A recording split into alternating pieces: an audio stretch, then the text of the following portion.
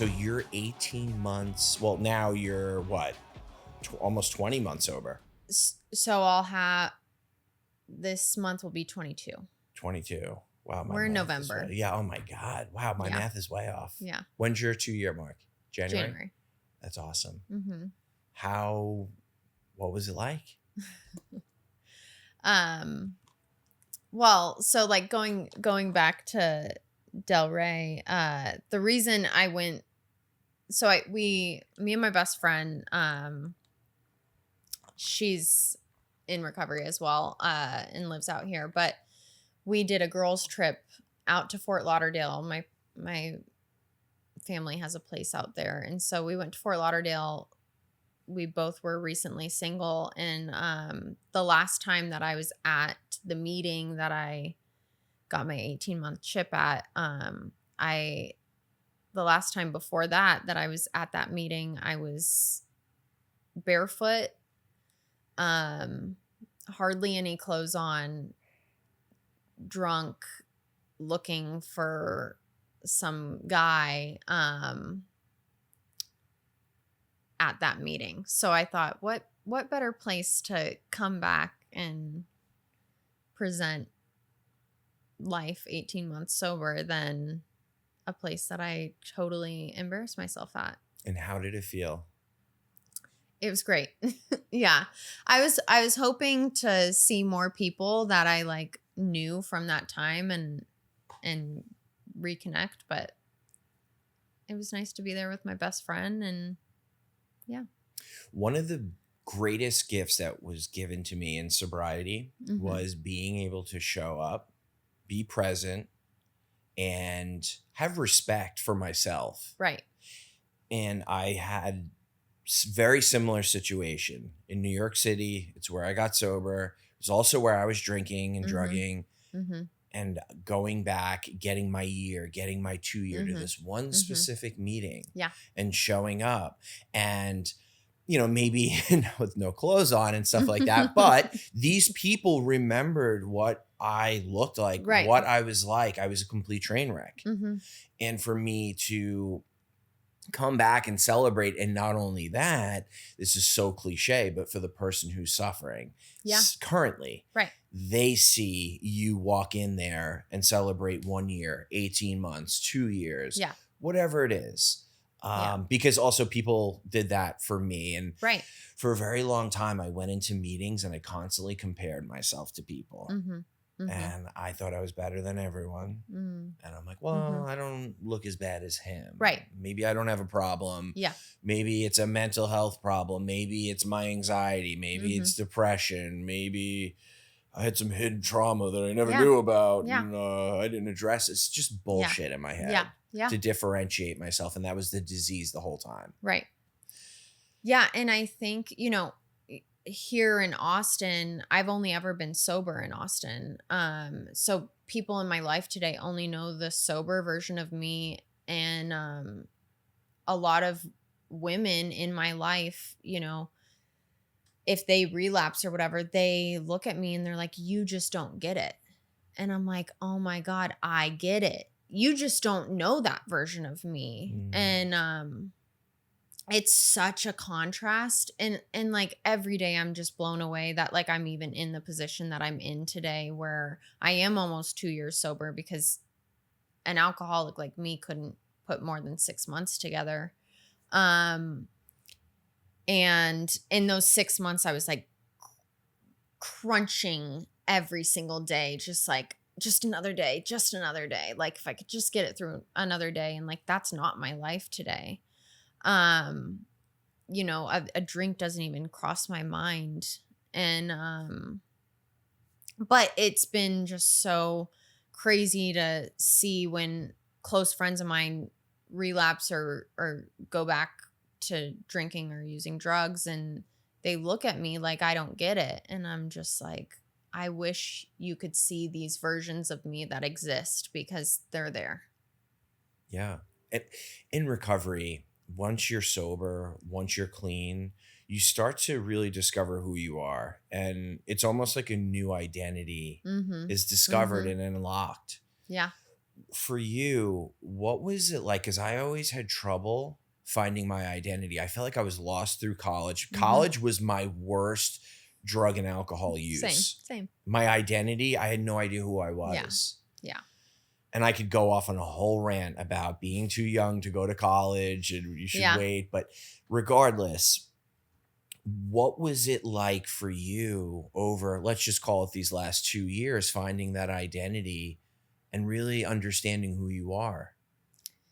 Yeah, so I the thing that I've been saying recently is you know, years 0 through 1 of my recovery this time around, I was like a baby. Like I didn't know how to walk. I didn't know how to crawl. I just a large part of my story is I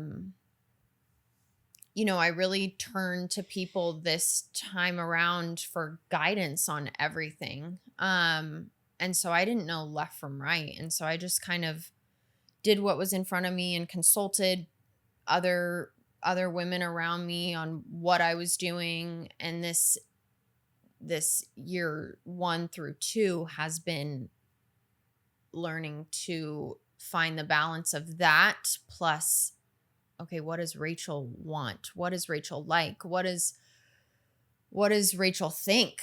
Like what are even my thoughts and my beliefs? Because for so long it was I my mind was just ruled by this outside substance. And that's all I cared about. That was survival for me. That's how I got through my day. And so learning just what we were talking about boundaries earlier. What are my boundaries? What am I willing to tolerate? Has been the big lesson in year 2, and year 2 has been hard. And I was listening to some of your episodes earlier, and someone was saying year 2 sucks, and I agree. It's a lot of learning because you're finally like kind of able to walk a little bit on your own more. And navigating that has been hard, but it's like so beautiful. Like the problems I have today I are just the problems that I prayed for. Um so They're manageable problems. right. You can get through anything sober in Mhm. sobriety. Mhm. You talked about, um, I think you said not verbatim, but going to others for problems, and others, I'm assuming you mean your community. Mhm. What did your community do for you in sobriety? Yeah, I mean so much. I think the big thing that I think all of us, a common thread with any alcoholic or addict is the feeling of loneliness. And for the longest time, I felt like no one understood me. You don't get it. Like you'll never get it. So why would I talk to you about it? Um, and when I realized that, like, oh, you get it. Um, and I was talking about my best friend earlier. We're just like to say I have a best friend, and like I don't mean that in like the girly like gross way, but someone I fully trust and someone who fully has my back and I have theirs, and it expands beyond that of a whole community of women around me and men too. I mean, I never thought I would have like these beautiful relationships that I go to my friends with everything and like I trust them with everything. And I'm here in Austin and I don't have family here, but I do, you know? And they've helped me through like all the stress, the happy times, and we have fun together, we cry together. Um, but for sure without And it really started back to when I was in treatment this last time, and like some women that worked in the treatment facility like took me under their wing, and showed me love and compassion and tolerance,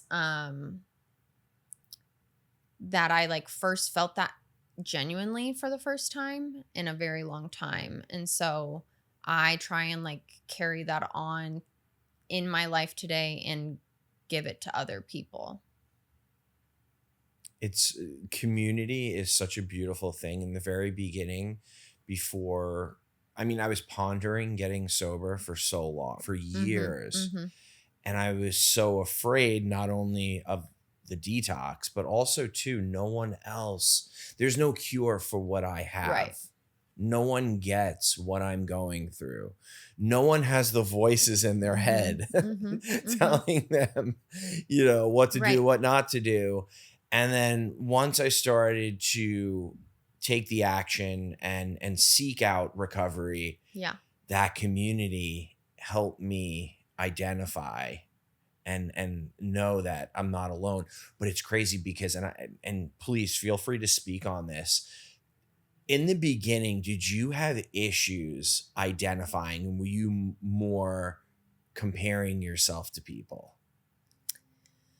So I think, because I have been in and out of recovery programs for a long time. And I think when I first got around them, I would look at people in these rooms and be like, you're full of shit.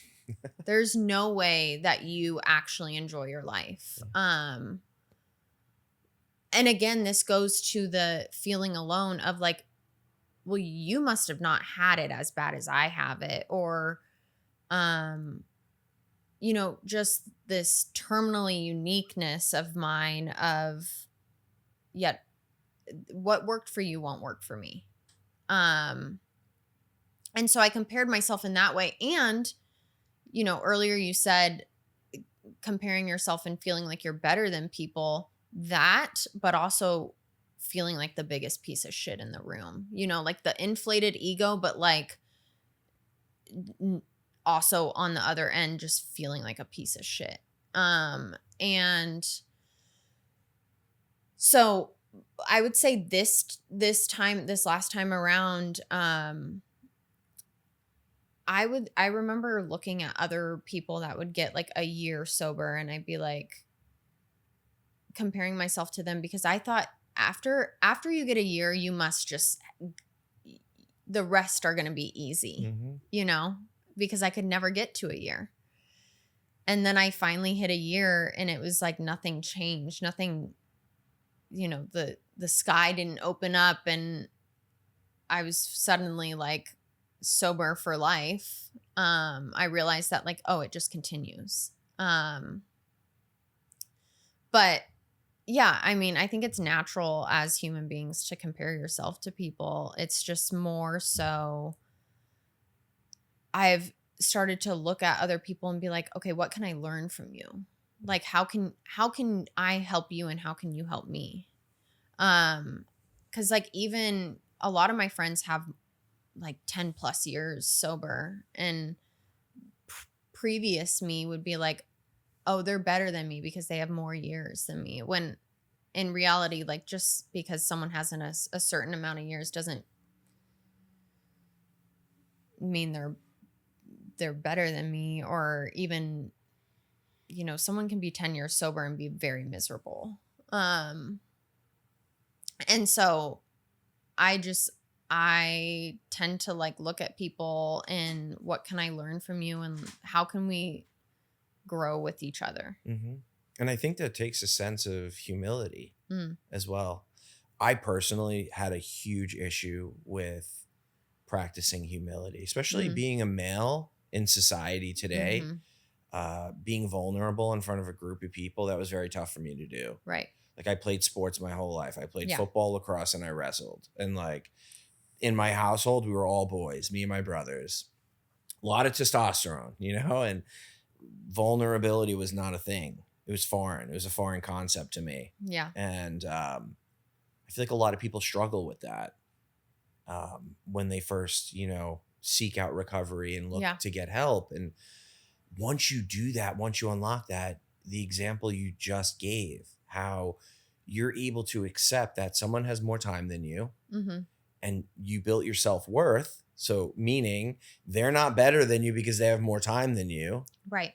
And you have the awareness to understand just because someone has X amount of years in sobriety doesn't mean that they're, necessarily in a great place. Right. Hoping they are, but you don't know. Yeah. And kind of knowing your role and where you stand. That's amazing. So to backtrack a little bit, take us back to when you discovered alcohol. Were you doing drugs or was it just mainly alcohol? It was mainly alcohol, but like I put anything in front of me, I'll try it. Oh yeah. And so I first discovered alcohol young age. And I mean, alcohol was always around, I'm sure, as a kid. I think I remember like drinking some of my dad's beers as a kid. Like, what is this? Let me just try it. But that the first time like I really ever drank alcohol, I drank it very alcoholically from the get-go, and I was handed a glass of jungle juice, and it was just I loved it. I drank it like it was regular juice, and I think it had like Everclear in it, and I immediately, the feeling that it gave me, I felt the most peace. I mean, I was probably a really anxious kid. I don't remember a lot of my childhood, but I just always remember like wanting some sort of relief. And so when I took a drink of alcohol for the first time, it was that relief that I had been seeking my whole life.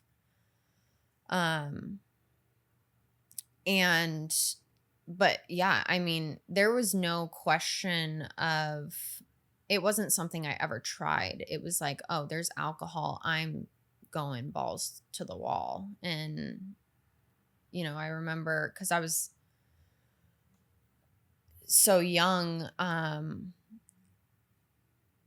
I remember I was in LA visiting my older brother and getting on a plane the next day to go back home to Colorado and like throwing up all in the airport. Like my body had an abnormal reaction to it right away. I drank to excess and my body was denying it right away. What age was this? 11. 11 years old. Yeah. Wow. Yeah. And did you continue drinking like that from 11 on? Or was there, okay, I drank, I got sick, I'm not going to do that anymore for at least a little while? No. So I was raised in a household that was very strict. So there was no drinking, no drugs. My mom was... You're good. Okay. It's fine. We can cut it out. I'm not worried. Hey, go ahead. If I already talked about this on Ian's, it's fine if I repeat the same things, right? You can say whatever you want. Okay. You're totally cool. And you're doing great. Like I talk a little more in depth about things. Like I like to go into the weeds about the feelings, because I think of, okay, the alcoholic who's sitting there with 0 days sober or clean, and they come across your interview. Mm-hmm. I want them to be able to relate to it. Okay, cool. And know that they're not alone. I could care less if you repeat the same stories. Okay, as long as my primary purpose is just to help one person. Okay, great. And that's it. Perfect. Yeah. You're good. You're doing great. Okay. Yeah. Should we wait for him to come back? Yeah, let's wait 1 second. So I'll cut this whole part out. Okay, great. That's crazy. 11 years old.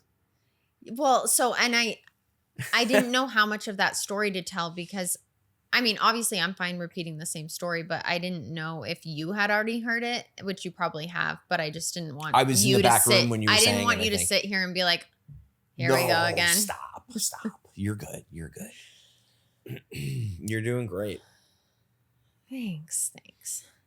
It's funny. Like, isn't it crazy how you get you get sober, like, and you go into meetings, and then you hear people saying the exact same shit that you're thinking, and like you've been thinking for all these years, and it's wild. What's crazy is that I had heard all these things for so long, but like I never actually heard them, And then once I finally like woke up,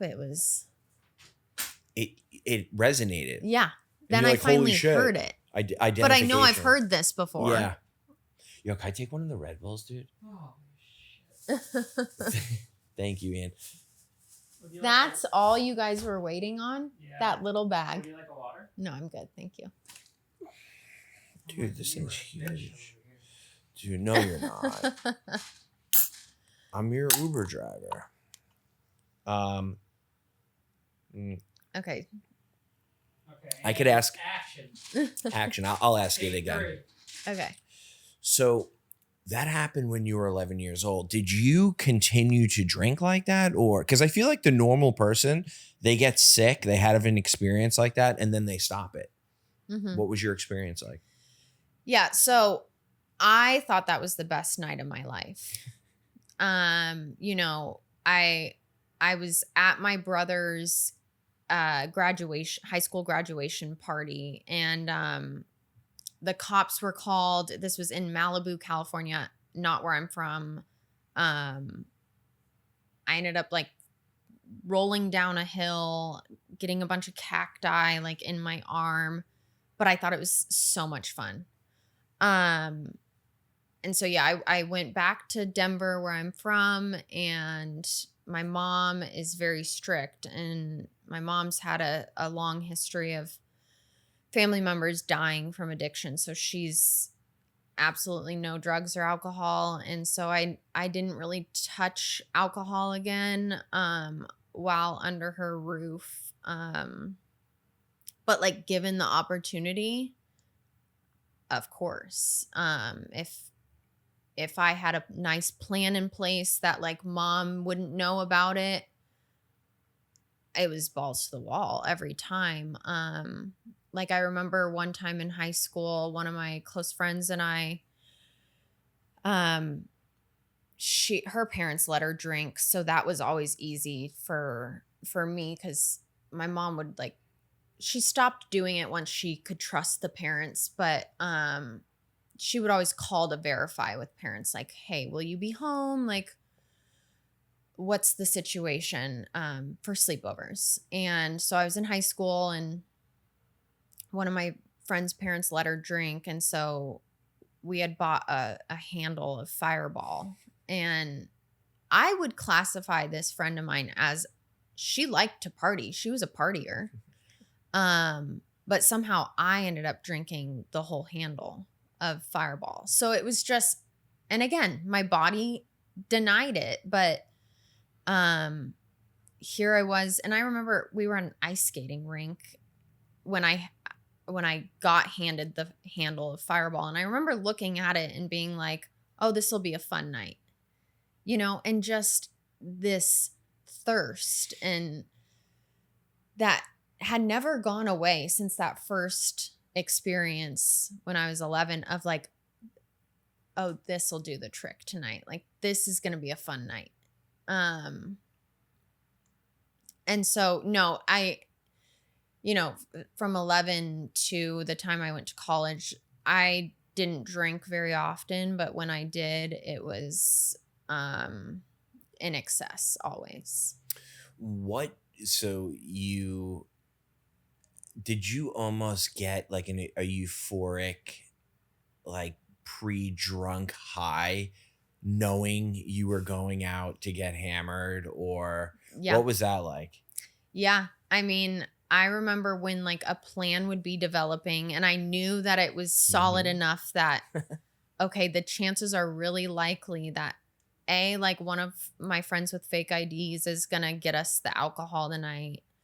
And B, my mom is going to think I'm somewhere safe, which I always was somewhere safe for the most part. But yeah, it a dog salivating Yep. before the treat, like, oh, it's time. And yeah, I just this was before I knew anything that was about to unfold, but alcohol for a small portion of my drinking was a solution for me to not feel different and all the anxiety and feel confidence that I never had before. For a while it worked. I used to knowing the plan was in place. So my mom used to do the sleepover check-in as well. If I had a plan in place that was bulletproof, no Yeah. one was calling to check in on me, or Yep. they already did, and we Yep. snuck out Mhm. and we had the alcohol. I used to be completely sober and just scream. Like that's how excited I would Yeah. get. Yeah. It's crazy. It's Mhm. crazy what it does for you. Yeah. And then once in your body, Mhm. the insecurities, Yeah. I'm good enough. And yeah, Well, and I think I always had a very obsessive mind. So like I just throughout my life I can think back to like I would always obsess over whether it was my mom always tells this story of how as a baby, like if my socks weren't on the right way, like I would throw a fit. And so um or I would never let her do my hair for me. Like I always had to look and present, and like things had to be a certain perfect way, and that was an obsession of mine. And so when I drink, those obsessive thoughts of like this needs to look this way, or I need to be this way, or I'm not good enough, and all these thoughts that go through my head quieted.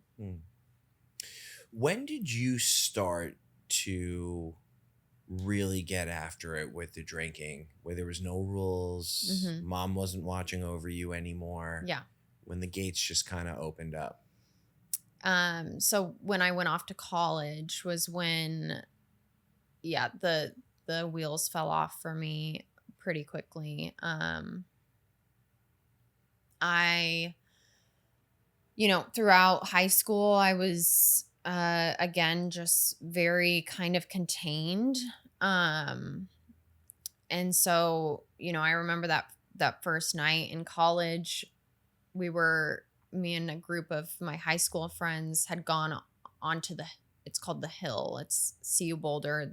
It's like the frat place. And I remember like walking back at like 2 a.m. and I was like, this is so cool. Like no one's going to be there to be like, you're home late. Yeah. And so it was really that same relief of feeling like I had so much pressure on me all the time to just be this perfect person, and the freedom to not have this pressure on me was finally like there when I went to college.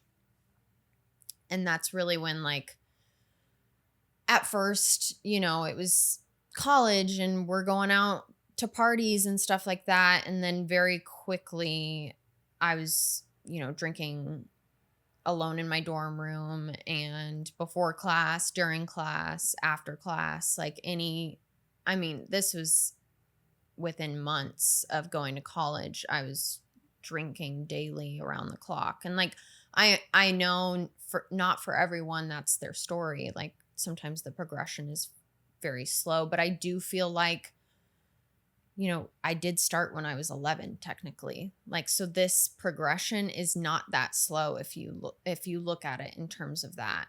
'Cause here I was 18 and it got bad pretty quickly, but I had this itch for it from a very young age. How long until things got really unmanageable for you? So I first went to treatment when I was 22. Okay. So you made it through all 4 years of college. Mm. You somehow graduated. And Okay. Never mind. so I started doing, because there became this pattern where I would scale back on my classes because I started failing most of my classes. And so I was in like maybe one or two classes my junior year. And so what should have been my senior year, I was technically a junior. I didn't graduate in 4 years. It took me 7 years to graduate. Well, with some rehab stints. In rehab. I graduated in Understandable. rehab. Yeah. Yeah.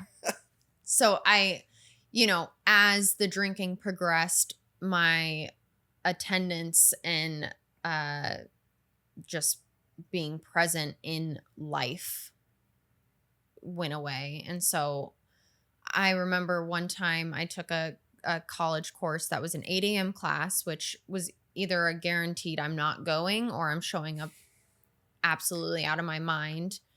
And the teacher failed me because I, first of all, didn't meet the attendance requirement. And then again, my work was probably terrible.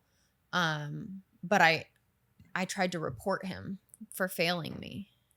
I was like, how dare you fail me?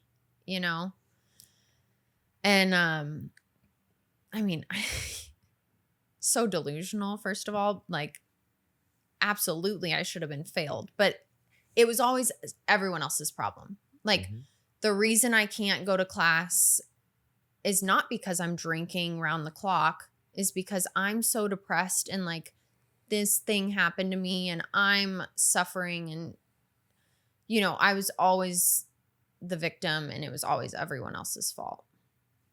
And that was, you think, denial? 100%.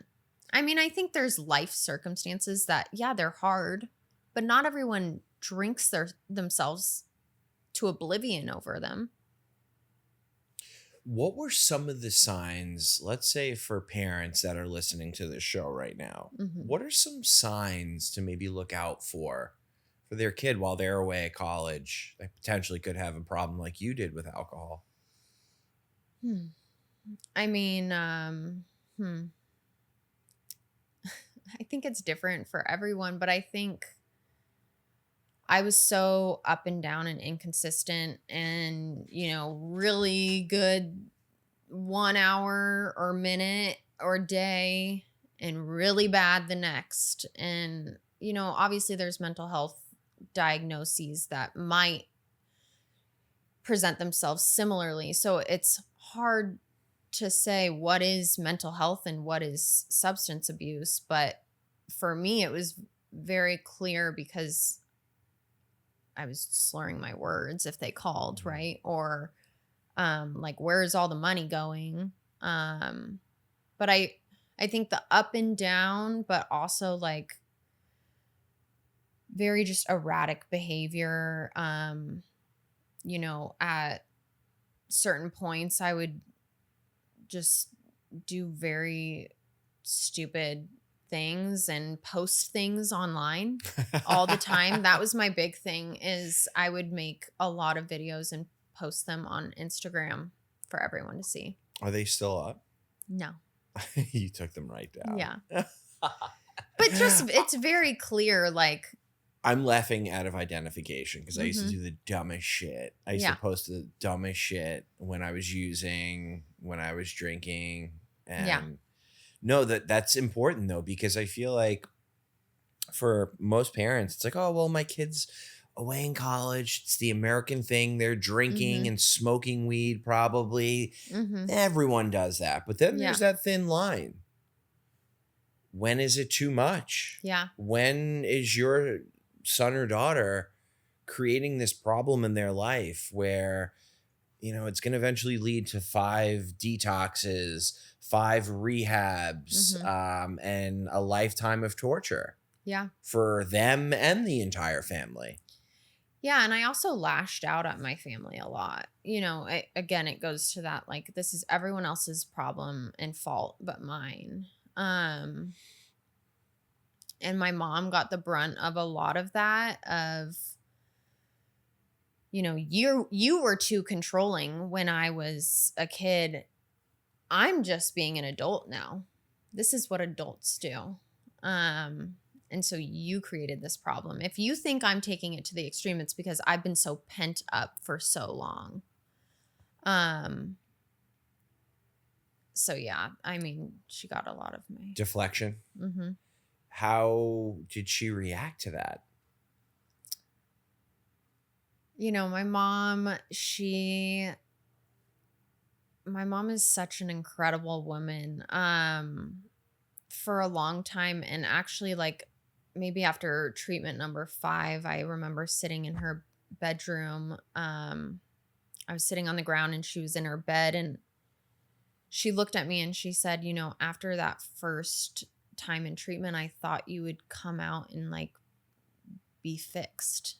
And so I think for a long time, my mom just wanted to fix me, which, is a lot of her codependency. And as I kind of mentioned earlier, she's had 3 of her 4 siblings die. And so I think she saw what was happening to me and just didn't want me to die. And so she tried to sweep in and fix it for me,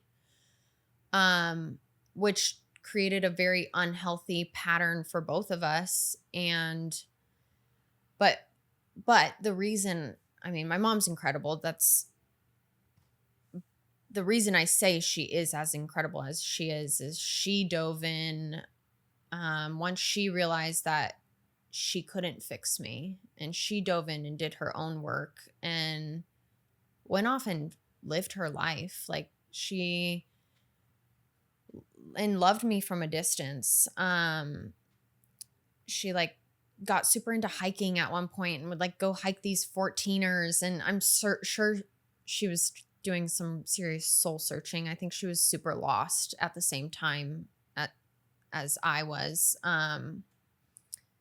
But like, my mom today is just like this wholesome, healed woman that she wasn't before. And I think as I've gone on this journey to sobriety and recovery, she has as well. And she's become just like this woman that is very different from the woman I knew 10 years ago. Seems like you both grew together. Yeah. That's amazing. Yeah. So you mentioned 5 treatment facilities. Can you 9 total. 9 total. Can you you don't have to walk us through every one, but walk us through just the insanity and the back and forth and some of the feelings. What did it feel like? Mm-hmm. And why didn't it stick the first time?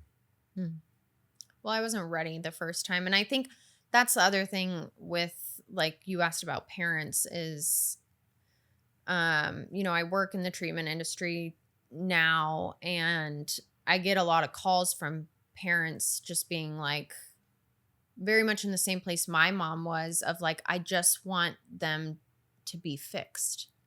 And it's like, that's up to your loved one to determine. It's not up to the mom or the dad or the husband or the wife or whatever it is. It's up to the alcoholic or addict. And so anyway, I think the reason it didn't work that first time is because I didn't think I was an alcoholic. I thought every college kid drank like me. I didn't see a problem with it. And again, denial, and just, I didn't want to be sober. That sounded crazy at 22 in college. That first time I went to treatment, I didn't like the way I felt. So I agreed to go to treatment because I was miserable and I wasn't happy in life. And, but I wasn't willing to change the fact that I didn't want to address the alcohol. I wanted to address my mental health. And I thought that was the problem. And once I get the depression and the anxiety under control, then the drinking will lessen and get better. And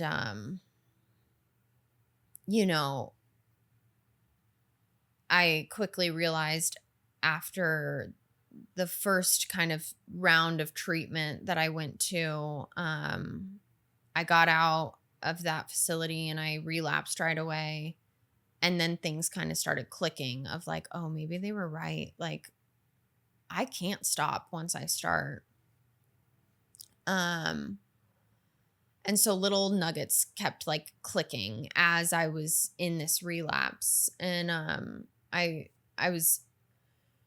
had gone from a treatment center in Hawaii to LA to then Denver back to where I was from. And I was living in this house with 5 other college students at CU in Boulder. And it was there that I really I went crazy. I saw these other college-aged kids going to class and all this stuff, and here I was like holed up in my apartment just with my bottle and my dog. Like for a while, my life was a bottle and my dog. And so I knew at that point, like, okay, yeah, I'm definitely an alcoholic. And, and then I kept going in and out of treatment centers and finally landed out in Florida. And I remember showing up to that treatment facility in Florida in Delray Beach and being on the phone with my mom, with a therapist right there next to me, talking to my mom and being like, Mom, I can feel it. This is the time. Like, I feel like this time is different. It's gonna happen for me. This was treatment number 7. So we had been through this roller coaster so many times. And like, when I arrived in Florida, I was like, I will do anything to not ever go to treatment again and to never drink again. Like, I am here for all the right reasons. And, I enter into this facility and it's a co-ed facility. I'd never gone to a co-ed facility. I'd always gone to all women. And, very quickly found a few distractions there. And, so that was, within 5 months, I'm drinking again. And, it was like, what happened to that strong feeling of like, I can do it this time. This is going to be the time. I felt it with everything in me. Like, this is the time. And here I am drunk again. Like, how did this happen? And just being so baffled by it all. Like, how did I end up here again? And,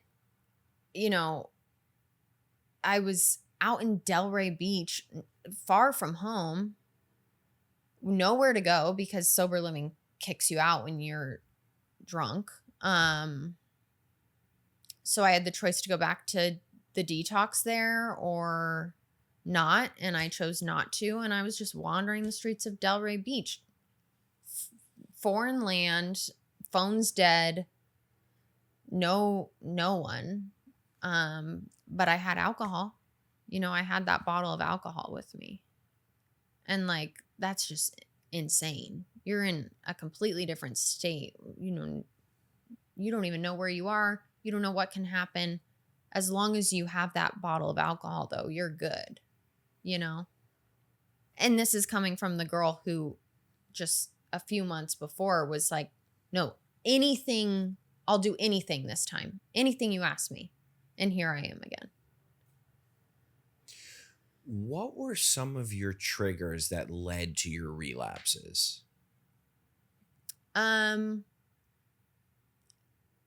See, well, that's hard because I think when I'm sick in my disease, anything is a trigger. The triggers, that's a really hard question for me because literally, like, the way you look at me could be a trigger.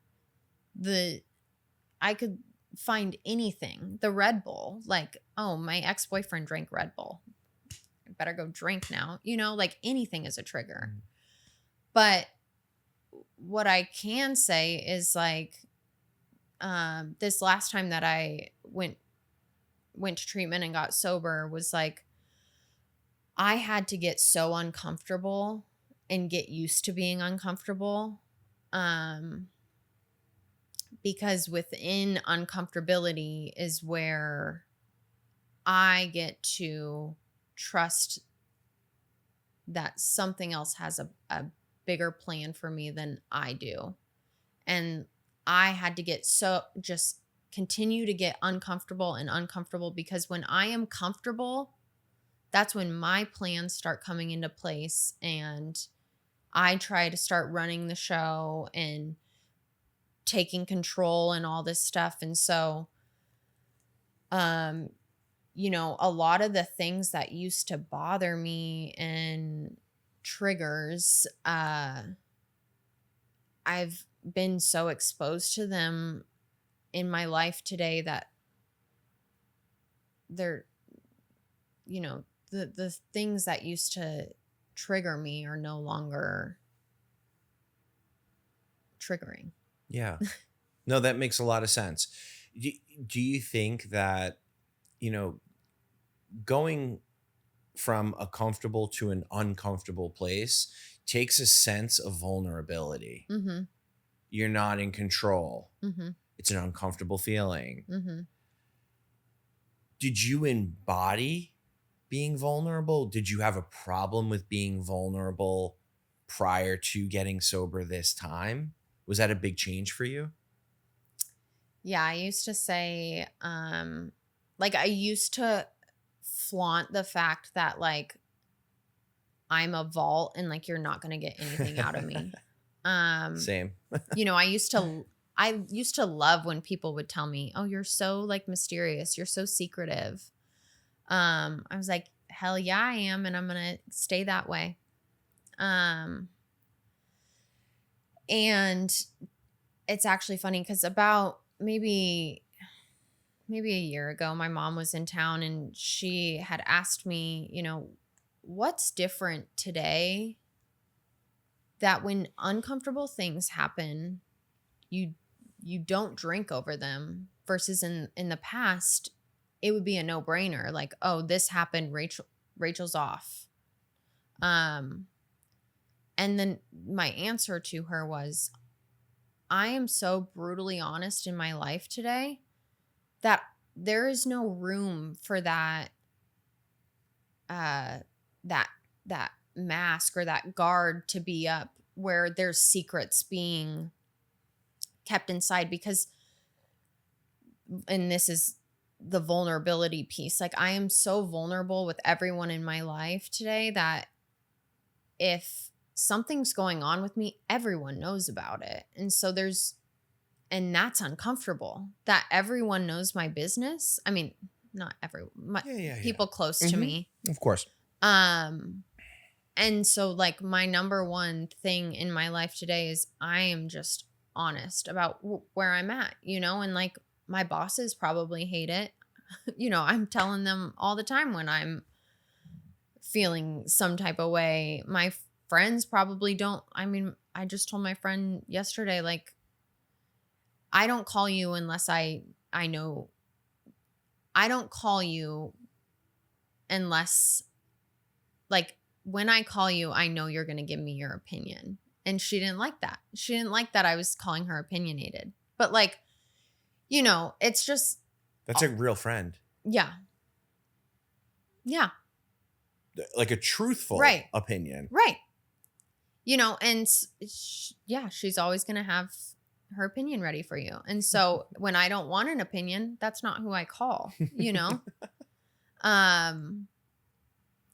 But yeah, I think the biggest thing is, again, that uncomfortability. I just had to get used to putting it all out there. Mm-hmm.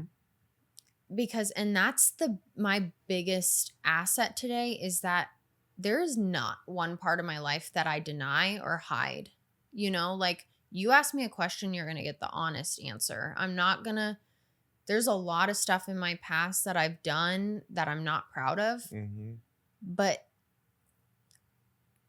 here I am. Like that doesn't change who I am today and like thank God I would not trade anything that I've done that's happened or anything in my past because it all got me here. So why wouldn't I own it and claim it? Yeah.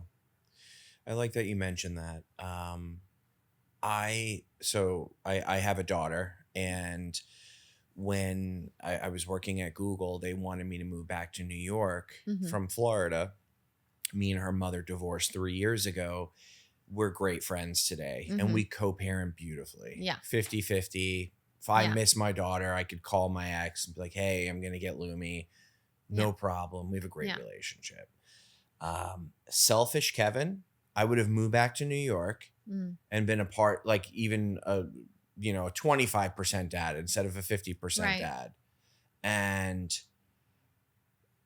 I, for once, made it and I'm not, this sounds terrible. It's not out of my comfort zone. My comfort zone is to be a father to my daughter. Right. But it's out of the norm of what I didn't put myself first. I put my daughter first. And I took a gamble on myself starting this podcast. Like that is out of my comfort zone. Right. Like I was in sales, I could present in front of a room, but like not a podcast. Right. And once I started putting myself out there more and more, I mean, you watched me and Ian fight, like, brother and sister, essentially. Which one's the sister? And he said you. But like he gave me a piece of advice like about a month and a half ago, like start putting your story out there. Let people get an opportunity to know more about you. Yeah. And who you are. Like you have a lot to offer. You have a great story. Put it out there. There was a fentanyl story that I have that I was so scared to put out there because maybe my mom's going to hear it. Well, I put my fucking mom through hell. Yeah.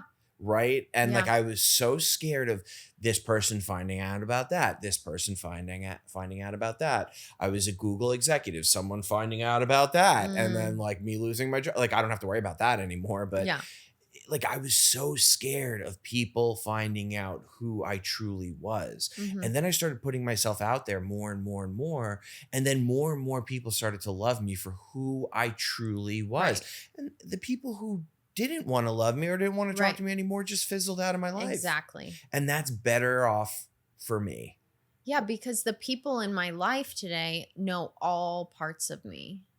They haven't not necessarily seen the drunk, crazy, insane Rachel, but they know all about her.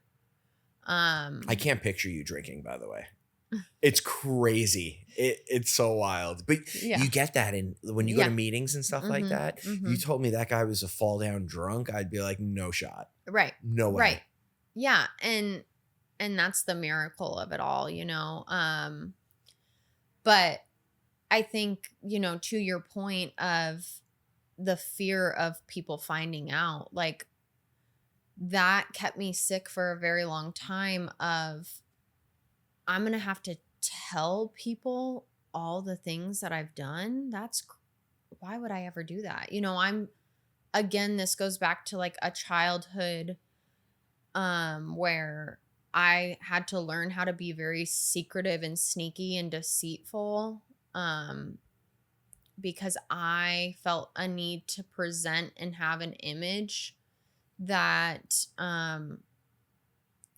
doing the opposite and just putting it all out there was so scary to me. But it's the most freeing thing ever. There's nothing anyone could ever say to me or say about me that I don't already own or know. Were you from the school of don't embarrass the family? Yeah. Like don't embarrass the family name like that. Yeah. Yeah. So other than going out of your comfort zone and being comfortable with being uncomfortable, what changed for you this time other than that helped you achieve long-term sobriety now? I think, it was a recipe. I always say there's a recipe. And I think it's different for everyone. What works for me may not work for everyone else. And also, like, I work with a lot of other women who are newly sober, and I always tell them, like, by no means did I do this well or perfectly or any of it, but the biggest thing is, like, I just got honest when I did screw up. I went to treatment for 3 months this last time around, and really the point, I believe, in my eyes, of the 3 months in treatment this last time, I had gone to so many treatments before, and I don't necessarily think, like, the 3 months was about me sitting somewhere for 3 months and not running, because I'm a runner and I like to run the show and do what Rachel wants to do. And so that was about me sitting there. And not and having to listen to other people. And then when I got out of treatment, I moved to Austin, and quickly started, I quickly got into a relationship, which is what I do. Anytime I get sober, there's always someone, Yeah, I get it. And so, like, looking back on that would have been a red flag. Like, oh, we're headed for disaster again. Quickly got into a bad relationship Here at in that. Austin. Mm-hmm. Very toxic relationship. And I always say, like, men and alcohol went hand in hand for me. If it wasn't both, then it was definitely one or the other. And so I was in that for a little while, but again, what kept me cemented to the ground was other women in recovery and working a program, and getting honest about it with someone else, and leaning on other people around me.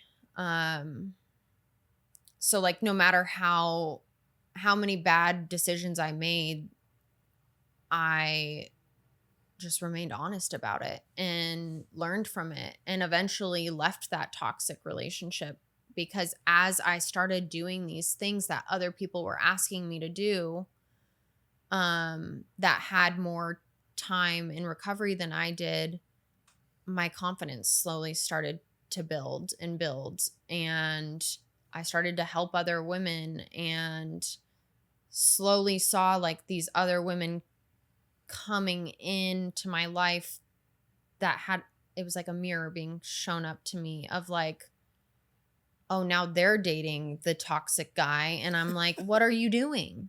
But here I am doing the same thing, and so, and that's the beautiful part, is, like, we get to help other people through the experiences we've walked through. Yeah, and so I was able to start working at a yoga studio here in Austin for my first year in sobriety, and I showed up to work early, and I never called out, and slowly those things of, like, oh, I'm actually able to be a contributing member of society. That's cool. Accountable. For the first time in my whole life. And I'm going to be 28 in January, and it's like, I'm doing a lot of these things for the first time, because I went to college when I was 18, and that's when it all took off for me. So I wasn't ever really able to hold down a job. I worked at Nordstrom when I was in college, but I was drinking on the job every day. And so, yeah, for the first time, I'm, like, showing up to work sober and doing a good job and getting promoted and getting paid more. And, like, those things over time just started to build my confidence, and I'm helping other women and watching them walk through really hard things, and just it's this whole recipe that just you continue to add more as like time goes on, but then it really just stays very simple. So yeah. You talked about helping other people, Mm-hmm. and you talked about also your self-esteem slowly building back up. Mm-hmm. Self-esteemable acts. Mm-hmm. I mean, I can't speak enough about helping others and at least what it's done for me. Yeah.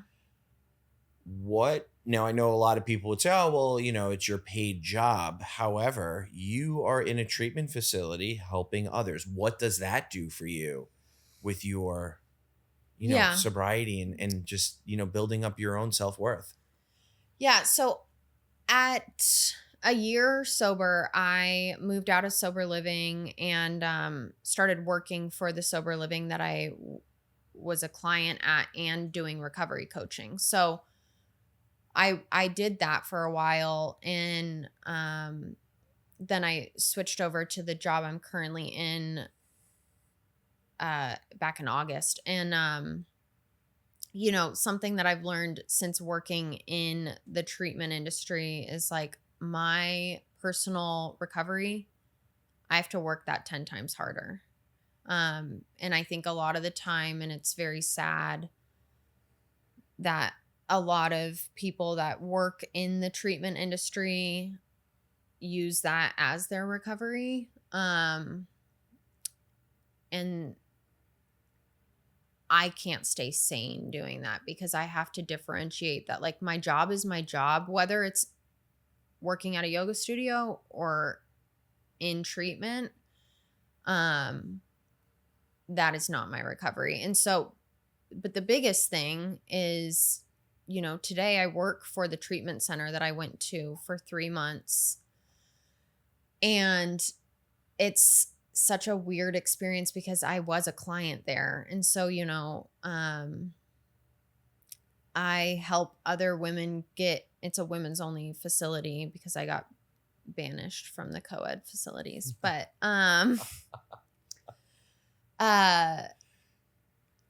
other women that call in and want to come to treatment, it's like I get to just talk to them as someone that went through that same experience. And it's so rewarding. And I believe in what I do and who I work for. And there's a lot of stuff out there about treatment facilities, and there's a lot of bad treatment facilities, but like finding the right place and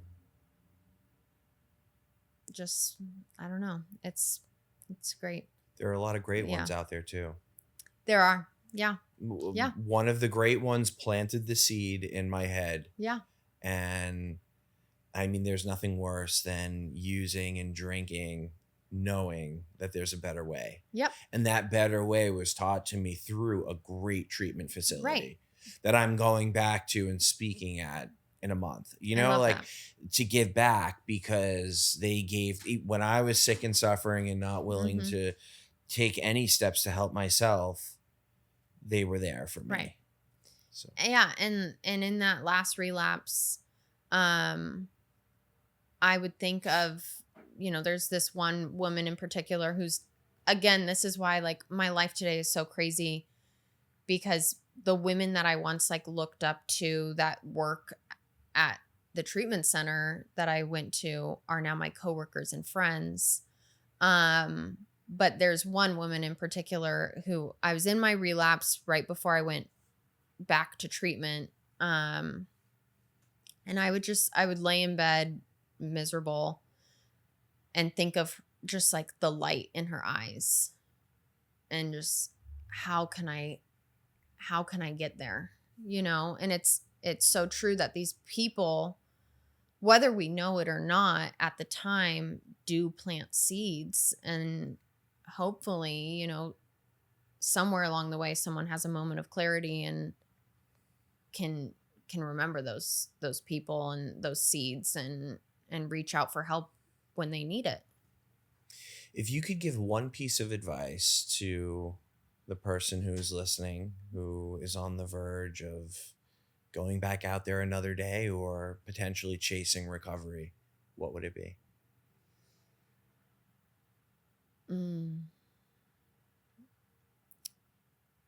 I mean, I think the biggest piece of advice, just coming from someone who was a chronic relapser, is just like, really to take your hands off of it and listen to other people and just try again. Like, there's no harm in trying again, but another day is never guaranteed. And so we don't know sober or drunk or high what's going to happen, right? But like, what I can guarantee you is that your probability of having a beautiful, amazing life is much greater when you take a leap of faith and you choose yourself, first of all, and choose to invest in, it doesn't matter how many times you relapse, it's how many times you get back up. And like, my biggest thing was I always just had to have it my way. Like, okay, I'll go to this facility for this amount of time. I'll go to this sober living if I can bring my dog. I'll go here. I had all these parameters on what it had to look like. And it was when I completely let go of what it looked like that it's worked out so far, And I get that all the time when I get calls for work. It's, oh, but she only wants to go for 2 weeks. Well, we're a 35-day facility, and that's, again, just trying to control it. And so it's like, what do you have to lose is the biggest thing. Like, if you really believe that the life that you're living is as good as it can get, then by all means, like, whatever. But if you think there's at least 1% chance that it can get better, then why not try? But I just think, there's just such a beautiful life for people. But I know when I was in that place, I truly didn't believe it could happen for me. Is the dog still with us today? She's 8 years old. Yes. What's her name? Riley. Riley. She's that's Riley. Oh, so cute. Yeah. Well, Rachel, thank you so much for coming on. I really appreciate it. Yeah. You are a power of example. Your story is going to help so many people. And I really appreciate you taking time. Thank you so much for having me.